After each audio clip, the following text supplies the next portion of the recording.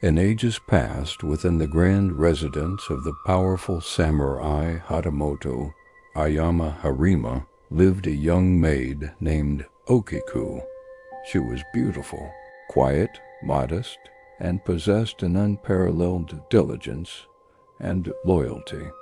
Yet her chief duty was the guardianship of 10 ancestral plates, an ancient treasure of the Ayama clan, a symbol not merely of wealth, but of honor and authority. The samurai Ayama, master of the house, was a wicked and cruel man. He became inflamed with lust for Okiku and relentlessly sought her affections.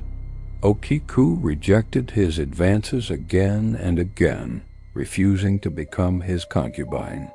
Thus, Ayama resolved to resort to the foulest, most undeniable blackmail. His aim was not merely to possess her, but to crush her spirit and force her into submission through terror. He suborned a servant and ordered him to hide one of the 10 ancestral plates from the treasury. He knew the loss of a plate was a crime punishable by death, and that Okiku bore personal responsibility for them. Soon after, Ayama commanded Okiku to bring him the treasures for inspection. With trembling hands, Okiku laid the plates on the table and bowed, stepping away. But Aoyama, with an icy smirk, pointed out the deficit. "Okiku, count the plates. Did you count them correctly?" Okiku knelt and began to count. 1, 2, 3. 1, 2, 3. She counted again and again, her voice growing strained and panicked. She searched the room, but the plate was gone. In the guarded house, the plate had simply vanished. 9. There are only 9, master. The whisper finally escaped her chest, full of dread. Aoyama, sinister and composed, laid out his ultimatum. "You are guilty of this loss. It is a capital crime, but I will pardon you if you submit to me. If not, you face execution." Okiku, tormented by fear and despair, but unbroken, refused him once more. "My honor is dearer than my life," she replied. Her refusal sealed the fate of her pure soul. Ayama's rage was terrible. He offered her the deal again, honor for her life. But Okiku once more refused him. In a fit of fury, unable to bear her defiance, the samurai slew the girl in an instant. He threw her body into the well that stood in his garden.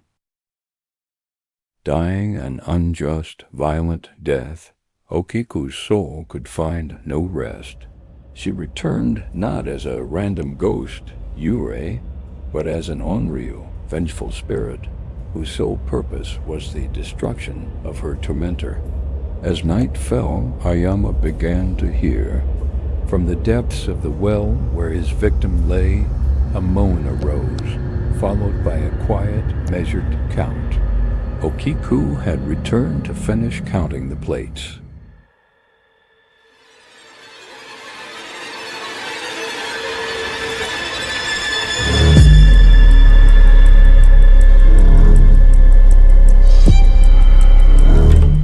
Every night, as darkness descended upon the estate, Aoyama, locked away in his chambers, heard the terrible ritual.